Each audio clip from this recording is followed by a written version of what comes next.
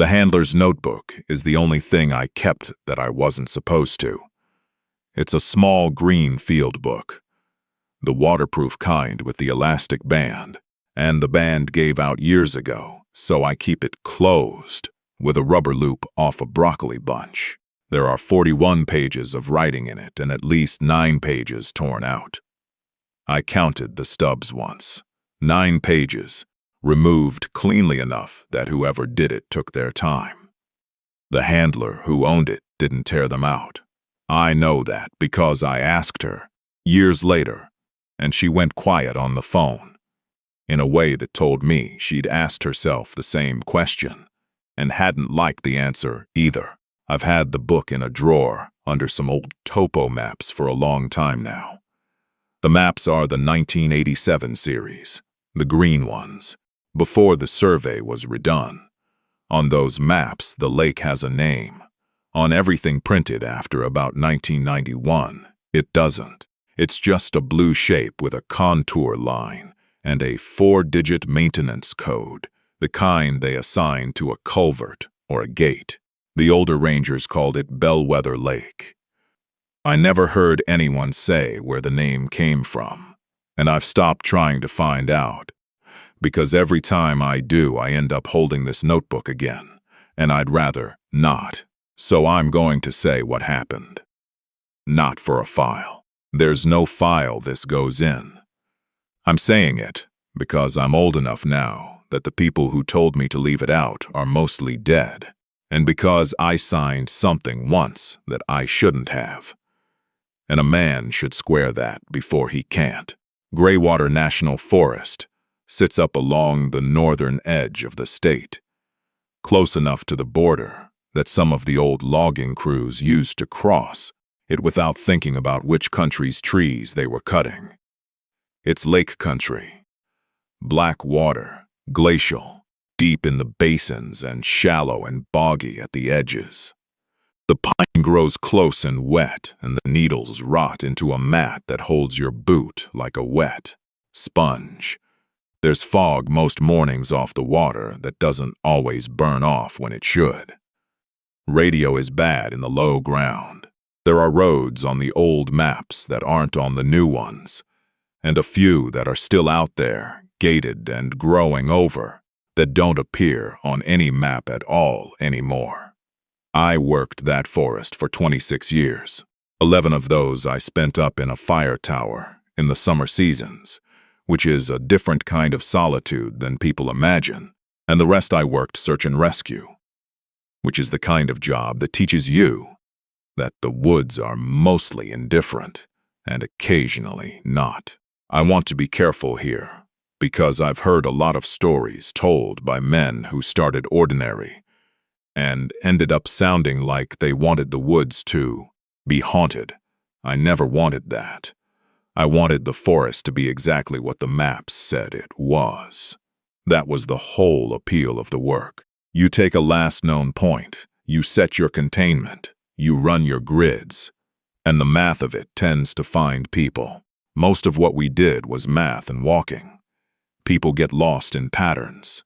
They go downhill, they follow water, they cut switchbacks, they get turned around in flat, featureless ground, and walk in a slow arc to the right. You learn the patterns, and you let the patterns work, and most of the time the patterns are kind to you. Bellwether didn't run on patterns. That's the simplest way I know to say it. The call came in late in the season, the second week of November, which, up there, is already winter in everything but the calendar. A man and his son had gone up for a few days of fishing before the ice came. The father was experienced enough. He'd booked the trip the way people did then, by calling the district office and getting a verbal okay to use one of the old cabins on the chain. He had a vehicle, a green Bronco, and we knew where it was. Because his wife knew where it was, because he'd called her on the second night from a spot up the ridge where you could sometimes catch a signal. That call was normal. She said he sounded fine. The boy was 8. His name was a name I'm not going to say, because his mother is maybe still alive and she didn't ask to be in anybody's story. The last contact wasn't that phone call, though. It was a radio check-in. The father had borrowed a handheld from the cabin caretaker, an old VHF unit, and he'd been told to check in with the Dick Nibbert once a day on a set channel just as a courtesy, because the cabins were past the gate, and nobody likes a party out past the gate with no contact at all. He checked in 2 times. The first one, the dispatcher logged as routine. The second one is the one I think about. I've read the log. I've read it more times than I've read anything else in my life. The transcription is 4 lines. He gives his call sign, which was just his last name and the cabin number. He says they're fine. He says the fishing was slow, but the boy caught a couple of perch. He says they'll pack out in the morning. And then there's a line the dispatcher wrote down, and then partly crossed out, and then wrote back in, because she wasn't sure she'd heard it right. And that line says, "Water's real quiet on this side tonight." That's it. That's the whole strange thing about the radio call. And I know how small it sounds. Water's real quiet on this side tonight. A man on a lake at night might say that and mean nothing. The cabin he was in, cabin 4, isn't on a side of the lake. It's at the inlet end, where the creek comes in, and that end is never quiet. The creek runs all winter until it freezes hard, and even past the cabin you can hear it. There's no side of that lake you'd call quiet from cabin 4. And he said, this side, like there was a this side and another side, and he'd somehow ended up on the wrong one. The dispatcher didn't think anything of it. Why would she? People say things on the radio. They didn't pack out in the morning. The wife called the office the next afternoon when she couldn't reach him on the Ridge phone, and the office sat on it for the better part of a day, because that's what offices do. And by the time anyone went up to the gate, it had been close to 36 hours since that last check-in. I was the 3rd person up the road.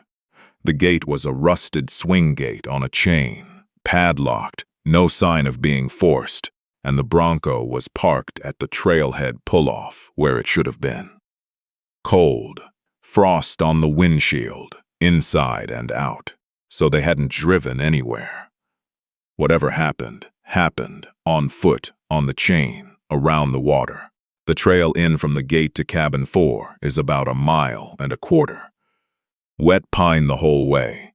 Then it drops down through some alder into the bog flat at the inlet, and you cross the creek on a plank bridge, and the cabin's right there. We found the cabin shut up, not ransacked, not abandoned in a hurry. The stove was cold, but the wood was stacked. 2 cots, 2 sleeping bags, gear hung up to dry the way a careful man hangs it. The boys' stuff was there. A small backpack, a couple of paperback books for kids, a spare set of mittens. The father's wallet was on the windowsill. Their boots were gone, which meant they'd gone out in their boots, which meant they'd gone out on purpose. And the fishing gear was gone too, the rods and the tackle. So the working theory in the first hour was the simplest and best one. They'd gone out to fish, early before packing, and something had gone wrong on the water. A boat goes over. Cold water does the rest fast. It's a sad story, but it's a known story, and known stories are what you want. There was a boat, an aluminum John boat, 12 foot, belonged to the cabins. It was tied to the dock, and I want to put a flag on that right now, because it's the first thing that didn't sit right. Though it took me a day to understand why. The dock at cabin 4 is a wooden frame dock that the ice had half taken years before, so the outer end of it sits low. The plank's an inch or 2 under the water most of the season, and You walk out to where it's still dry, and then you're standing over black water on greenish boards. The boat was tied to the dry part of the dock, tied well. 2 lines, bow and stern, both made off in clean clove hitches, snugged down tight. The kind of knot you tie when you mean it and you've got time. A man who's about to climb into a boat to go fishing doesn't tie his stern line off in a tight clove hitch. He loops it. He's coming right back to it. And a man who's been out fishing and comes in cold and tired doesn't tie up like that either. That boat was put away, squared away, careful, for the season, by somebody who wasn't planning to use it again that day. But the rods were gone from the cabin, so either they went out fishing from shore, which the father knew was poor on that lake, or they went out in the boat and came back and tied it up like they were done forever, and then walked off into the woods with their rods, which makes no sense, or somebody tied that boat up who wasn't either of them. I didn't say any of that out loud the first day. The first day you don't theorize. You set your last known point at the cabin. You set containment on the chain of lakes, and you start running the shoreline and the trails, and you call for dogs. The first dog came up with a handler named Royce, an older guy, ex-military, ran a big German shepherd that he'd worked for years. Royce was the kind of handler who didn't talk much and didn't oversell his dog and would tell you flat when the dog had nothing. We gave him the scent article out of the boy's pack, a wool hat, knit, the kind a grandmother makes, and it had been bagged properly and the chain of custody on it was clean. Royce worked the dog from the cabin out, and the dog had it.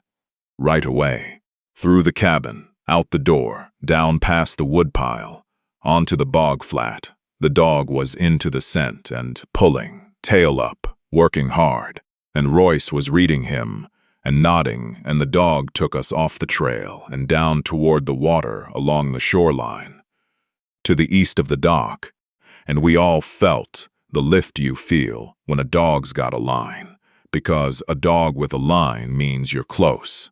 The dog ran that line maybe 60 yards along the shore, and then he stopped.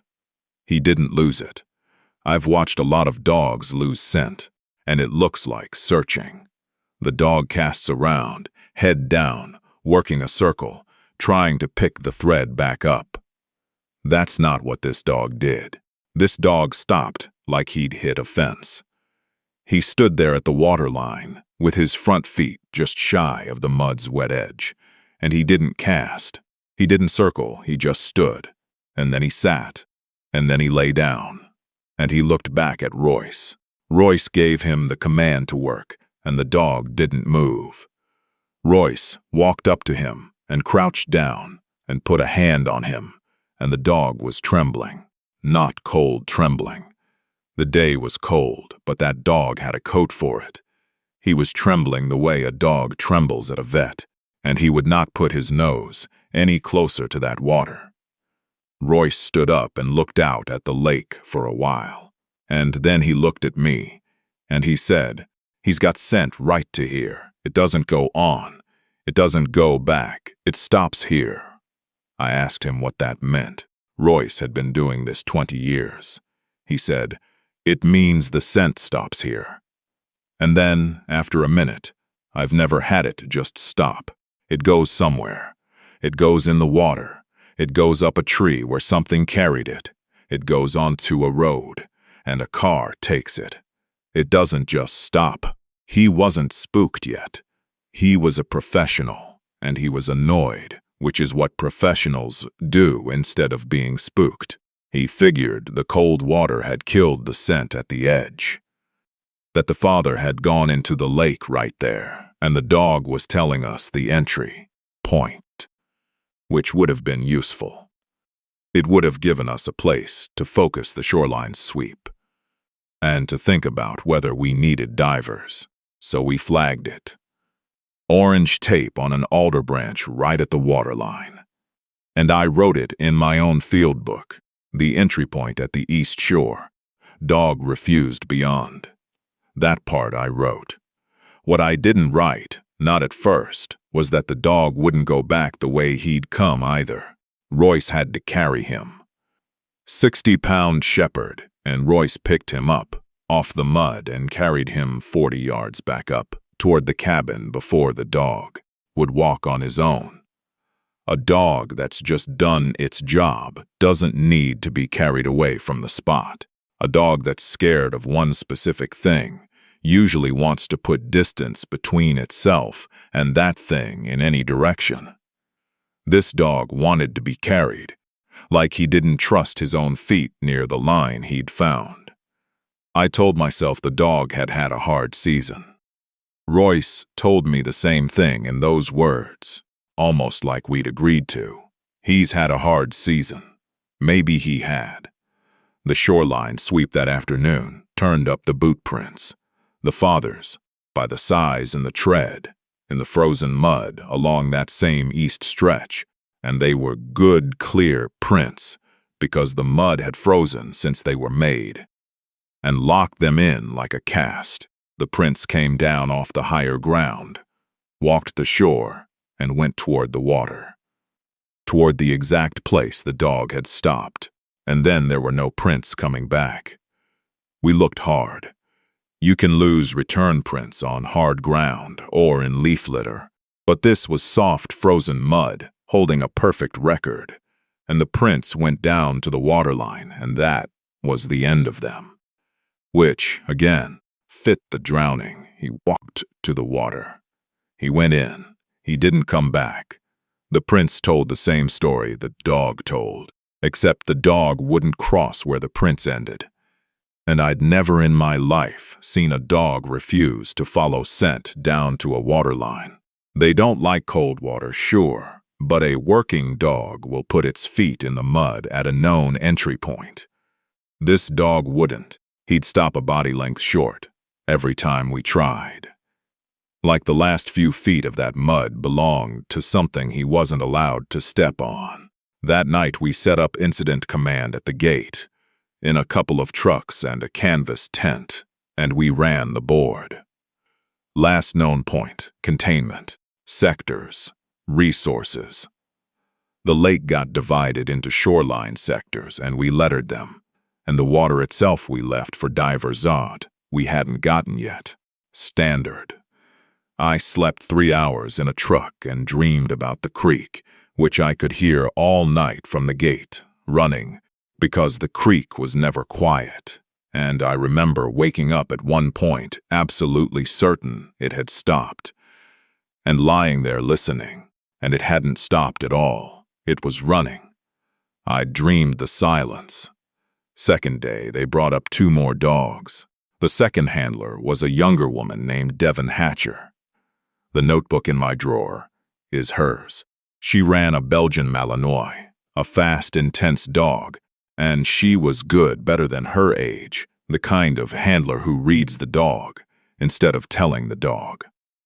We gave her the same scent article, the boy's hat. And here's a thing I want to be exact about, because it matters later, and because it's the kind of detail that the report smoothed right out of existence. We started Devon's dog at a different point. We wanted independent confirmation. So, instead of starting at the cabin, we started her down on the west shore, across the inlet, and worked toward the lake from a different angle entirely. Different ground, different wind, different everything.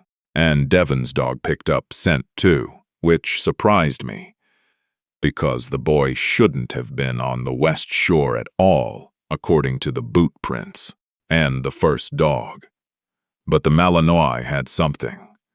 It worked along the west shore, fast, and it took Devon down toward the water, and then it did the same thing Royce's dog had done. It stopped at the waterline. It would not cross. It would not go back without coaxing, and it sat down and faced the water and made a sound I don't have a good word for. Not a bark, not a whine, exactly. a low, continuous thing, almost under hearing, that Devon told me later she'd only heard a dog make twice before in her career, and, both times, the dog had been looking at a body. But there was no body. There was just black water, and a fog bank sitting out over the middle of the lake that hadn't moved all morning even, though the wind had come around from the north and should have pushed it south off the water. Fog doesn't usually argue with wind. This fog argued with wind. It sat there over the deep part of the lake like it was tethered. So now we had two dogs, started at two different points, on two different shores, in different wind, and both of them ran scent to the water's edge and refused to cross or return. And the second dog's stop was on the opposite side of the lake, from where the boot prints said the father had gone in, which meant either the scent article was contaminated, or the dogs were keying on something that wasn't the missing pair at all, or both shores led down to the same thing, and the thing was the water. Royce and Devon stood together at the command tent that evening, and I stood with them, and Royce said the cold water scent thing again. His explanation, the one he wanted to believe, and Devon listened, and then she said, "That's not it. Just like that. Not rude. Tired," she said. "I've worked drownings. The dog tells you where they went in, and you can read it. This isn't that. My dog doesn't think they're in the water." Royce asked her what her dog thought then, and she didn't answer for a while. And then she said, "He thinks the scent goes somewhere he's not allowed to go." And as soon as she said it, she looked embarrassed, like she'd said something unprofessional, and she went and checked on her dog and didn't talk to anyone the rest of the night. That's the kind of thing that doesn't go in a report. The handler stated the dog believed the scent led somewhere the dog was not permitted to follow. You can't file that. There's no box for it, and I understood that then, and I understand it now. But it was said, and three of us heard it, and it was the truest description anybody gave of that whole search. The third dog came on the third day and refused at a third spot, on the north shore, near the outlet, nowhere near the other two refusal points, and nowhere the boot prints went. 3 dogs, 3 handlers, 3 points around the lake, all the same behavior. The third handler didn't even argue.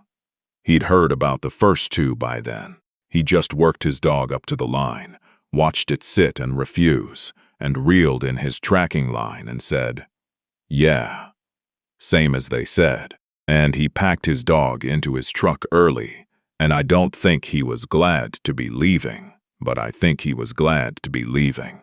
I need to tell you about the mitten now, because the mitten is the thing I have never been able to put anywhere in my head where it stops bothering me.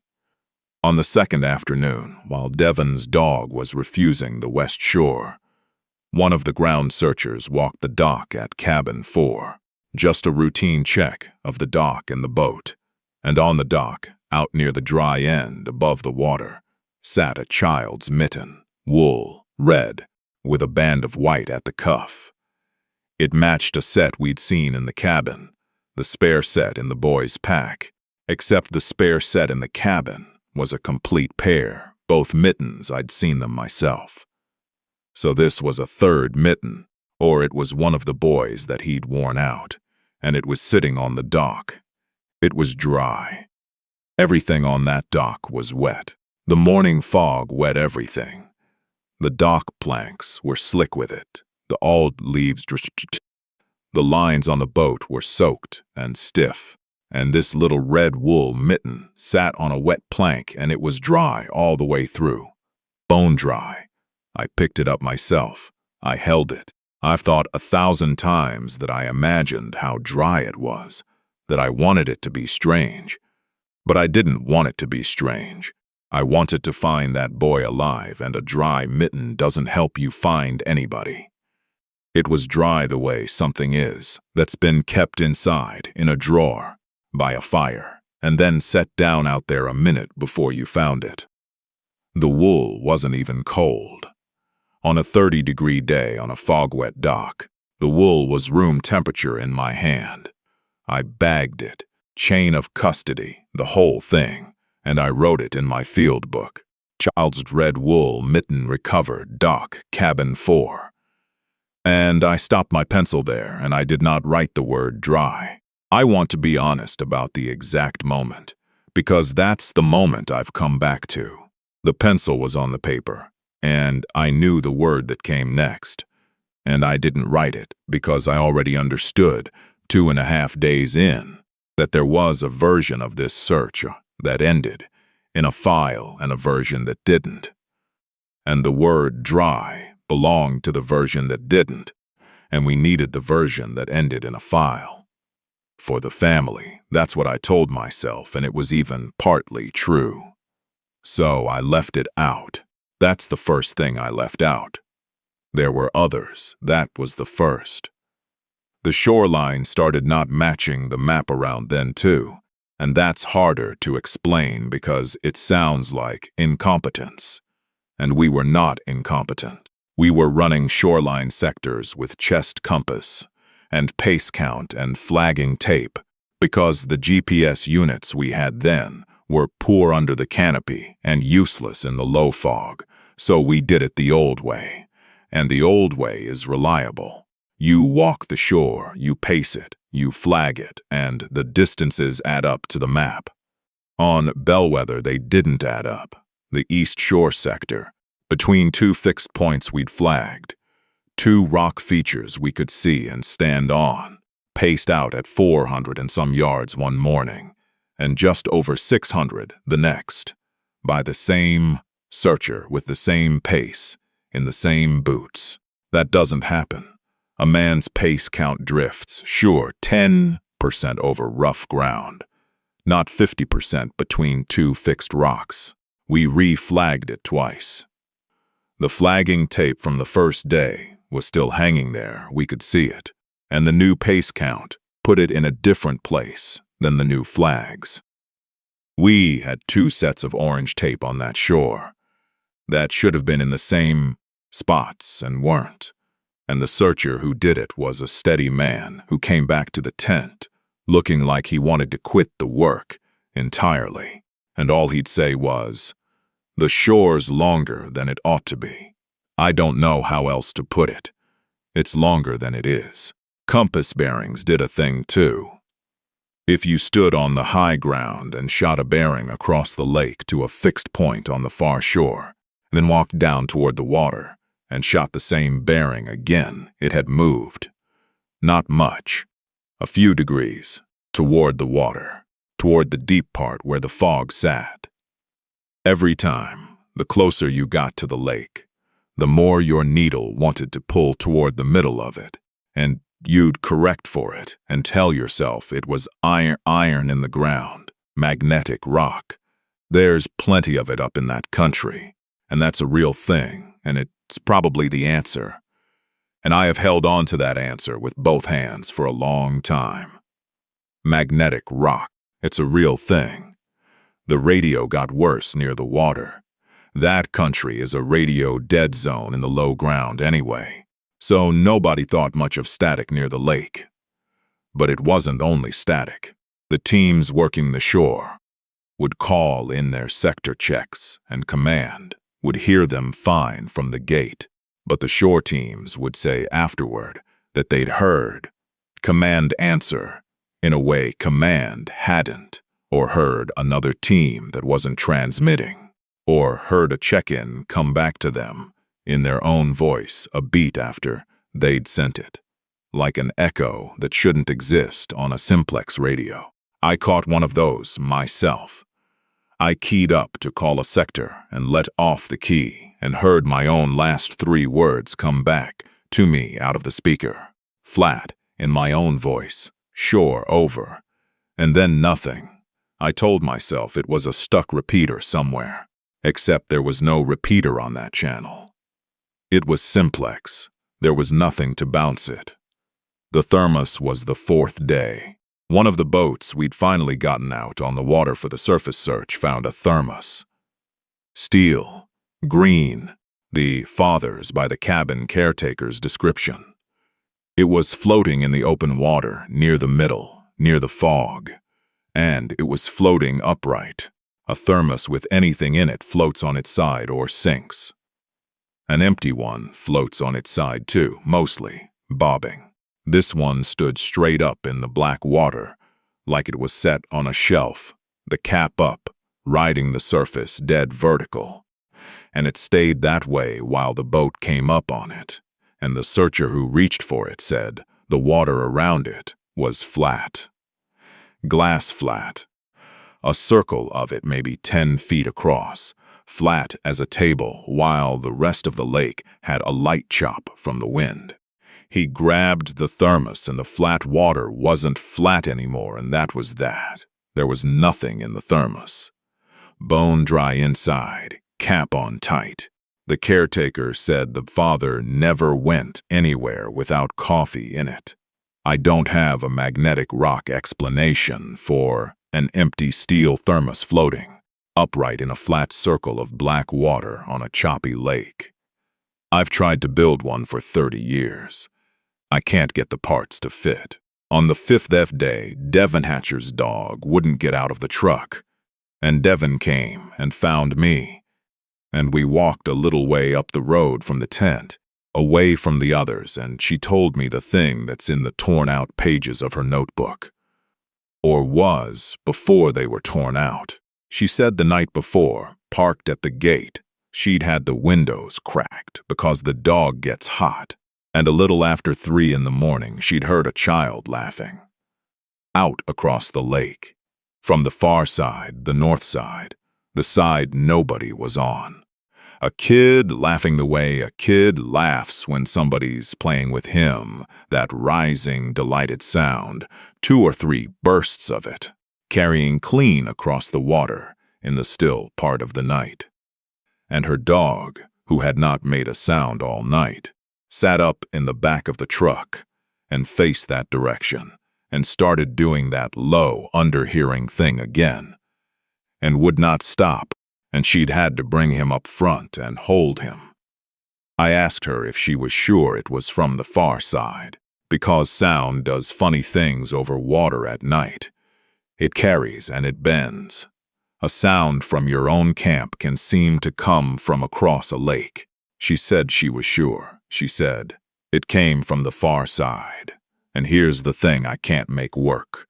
We'd had 2 teams sweeping that north shore all day. There's no kid over there. There's nobody over there. And it didn't sound like it was on the shore anyway. I asked her what she meant, where it sounded like. She looked at the lake for a while and she said, it sounded like it was out on the water, out where the fog is, and it sounded like it was below something. Below something, that's what she said.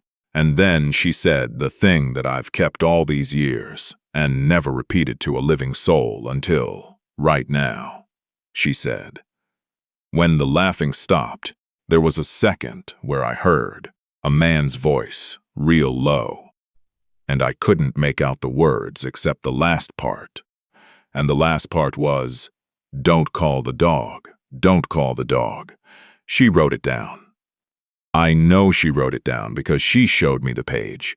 That morning, her own handwriting, the time and the bearing and the words. Child laughing, NW across water, then male voice, don't call the dog. Canine reacted. She showed me the page, and then she put the book away, and we didn't talk about it again on the search. And somewhere between that morning and the closing of the case, those pages came out of her book. And when I asked her about it years later on the phone, she said she didn't tear them out, and that the last time she'd seen the book it was in the command tent, where any of us could have picked it up, and where I picked it up. Eventually, after everything, and put it in my truck and never gave it back. I told her I had it. On the phone. She was quiet a long time, and then she said, "Keep it. I don't want it in my house." And we hung up, and we never spoke again either. The incident commander was a decent man named Pell. I want to be fair to Pell because it would be easy to make him the heavy, and he wasn't. Pell had run more searches than I'd been on, and he carried them. Everyone. You could see it on him. By the 5th day, the math wasn't kind anymore. 5 days near freezing nights. Water that would kill a healthy adult in under an hour. The survivability window was closed, and everyone knew it. The boy was 8.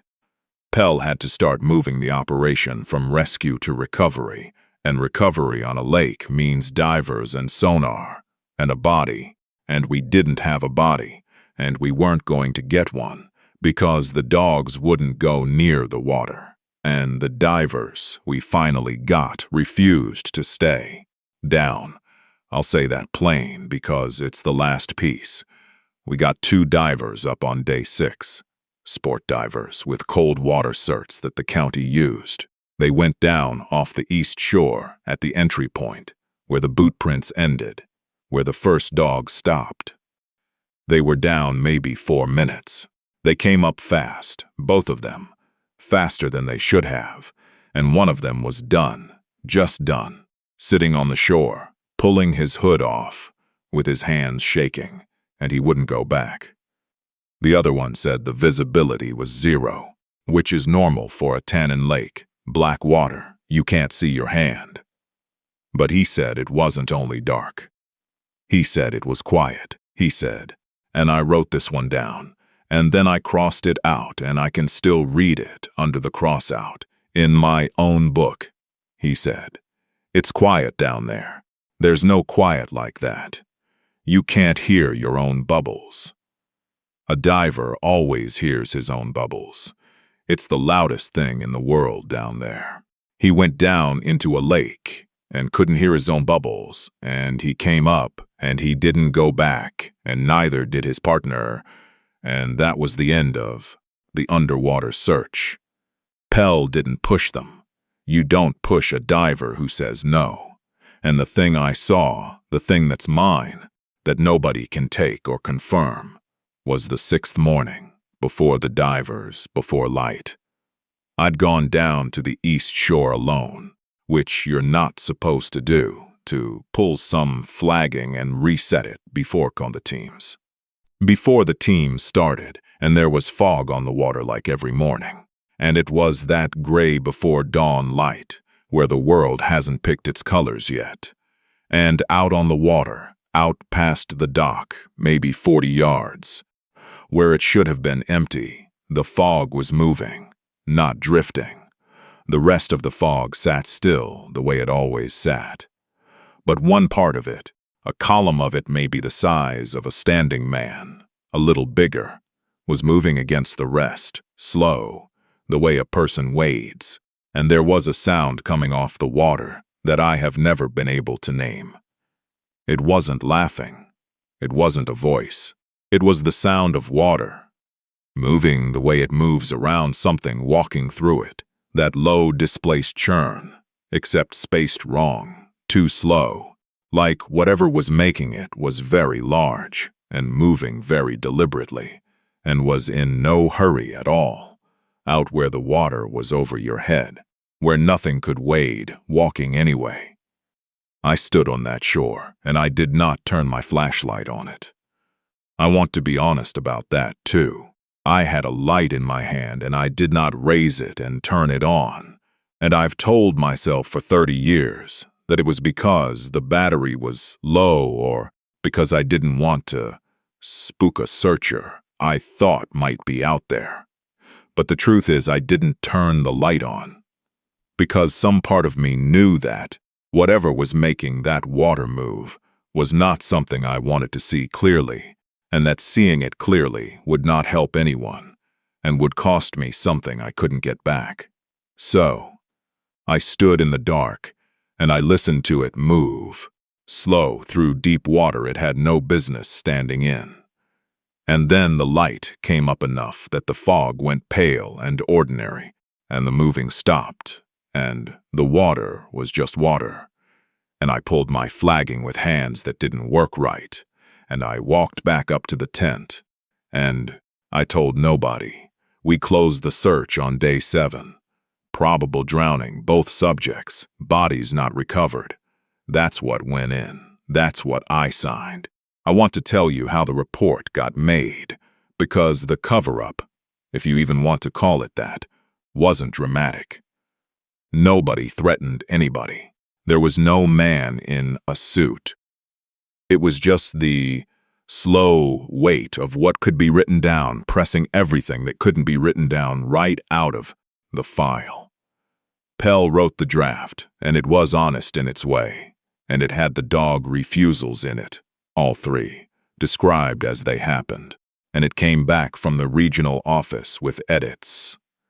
And the edits were small and reasonable sounding, and they were death by 1,000 cuts. The 3 dog refusals became 1 line. Canine teams produced inconclusive scent behavior consistent with cold water scent dispersal and handler fatigue. That's it. 3 dogs, 3 handlers, 3 shores, the trembling, the carrying, the low sound, all of it compressed into inconclusive scent behavior. The shoreline pacing discrepancy got dropped entirely as a survey error, which is fair. It does sound like a survey error. The radio anomalies got summarized as intermittent communications consistent with known dead zone conditions, which is also fair. It is a dead zone. The Thermos went in as personal effect recovered, lake surface, upright, dry inside, flat water. None of that. Personal effect recovered. The mitten went in as child's glove recovered, dock area. Not dry. Not the third one.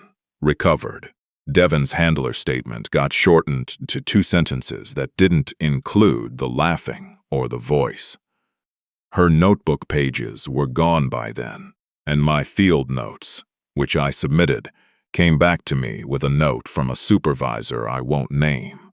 A note that said, about the line where I'd started to write more about the mitten and the shore and the thing on the water, the note said only, leave that part out.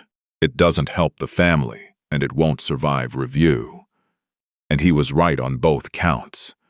It wouldn't have survived review, and it wouldn't have helped the family. So I left that part out. I signed the version they gave me. The mother got a folder that said her husband and her son had probably drowned in a cold lake, and that the bodies were not recovered, which happens. It does happen. Bodies don't always come back from cold, deep water. And it's a clean enough lie that it might even be the truth. That's the thing I can't get past. The drowning might be true. People drown. I have no proof of anything else.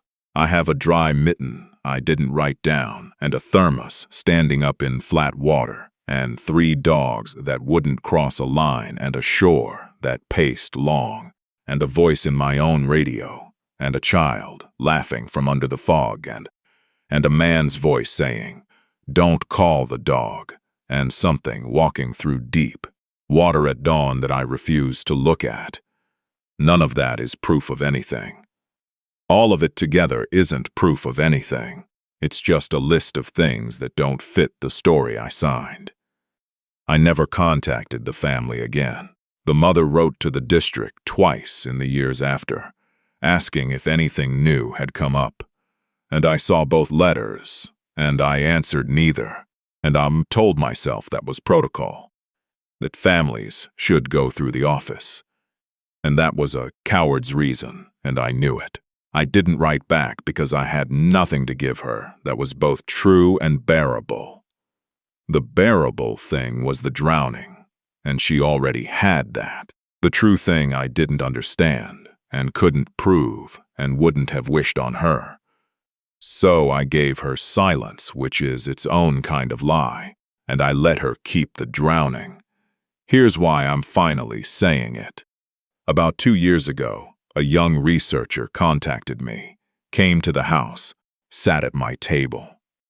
She was going through old Greywater incident files, cross-referencing them, working on something about search patterns in the forest. And she had a stack of cases, and she laid out across my kitchen table 4 reports from 4 different searches over about a 20-year span, 4 different lakes and drainages in Greywater, 4 different incident commanders, 4 sets of dogs and handlers who'd never met each other. And in all 4 reports, somewhere in the canine section, was the same phrase, inconclusive scent behavior. Word for word. In 3 of the 4, a shoreline grid sector had been dropped from the final map between the draft and the filed version. In 2 of them, the lake had a name on the old maps and a maintenance code on the new ones. And in 1 of them, a search up near the old fire towers. In a handler's preserved statement that hadn't been fully sanitized, a dog had refused a waterline, and the handler had written that the dog would not follow scent past the edge, would not return without assistance. And I sat at my own kitchen table and read another person's words, describing my dog, my shore, my search, from a lake 40 miles from Bellwether that I'd never set foot on. She asked me if I'd worked any of the 4. I told her I'd worked one. I didn't tell her which. She's a sharp young woman, and I think she knew I was holding back, and she had the grace not to push. She left me copies. They're in the drawer too now, with Devon's notebook and the green maps and my own field book with the word I didn't write. I've gone over those 4 cases more times than I can count, looking for the thing they share besides the phrase. And there's one thing, and it's small, and I haven't decided what to do with it.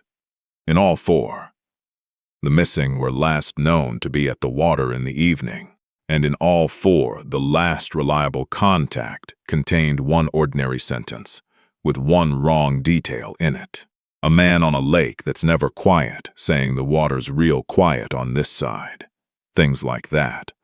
1 small wrong note in an otherwise normal goodbye, like a piece of the world had already been edited, before anyone went missing, and the wrongness was the only signature left behind, as if whatever it is doesn't take people so much as it revises them out, quietly, the way the office revised my report, leaving a clean, true enough story, and 1 detail that doesn't fit for whoever comes along later and bothers to notice.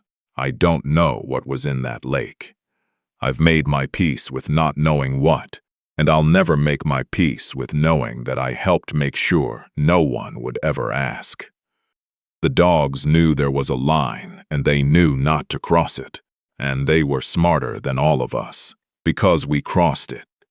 We put our flagging past it, and our boats over it, and our divers under it, and we wrote a report that pretended the line wasn't there. Devon's dog wouldn't get out of the truck on the 5th day, and I think that dog had simply decided, the way a sensible creature decides, that some places will tell you what they want from you, if you stand at the edge of them long enough, and that the only safe answer is no. I keep the mitten too. I never turned it back in. It's in a paper bag in the same drawer. I checked it last week, which I do sometimes more than I should. After 30 years in a drawer, in this dry old house, you'd expect it to be exactly as dry as everything else in here. It isn't. It's a little damp. It's always a little damp, that 1 mitten, in a closed drawer, in a dry house. And I have stopped trying to explain it, and I have not yet decided whether the dampness is getting worse, or whether I only think it is because I check it more than I used to, which is its own kind of edge, I suppose, that I keep walking up to and standing at and not crossing. The water's real quiet on that side. I've never liked saying it, but somebody should, before the next person who finds the file decides the phrase means nothing.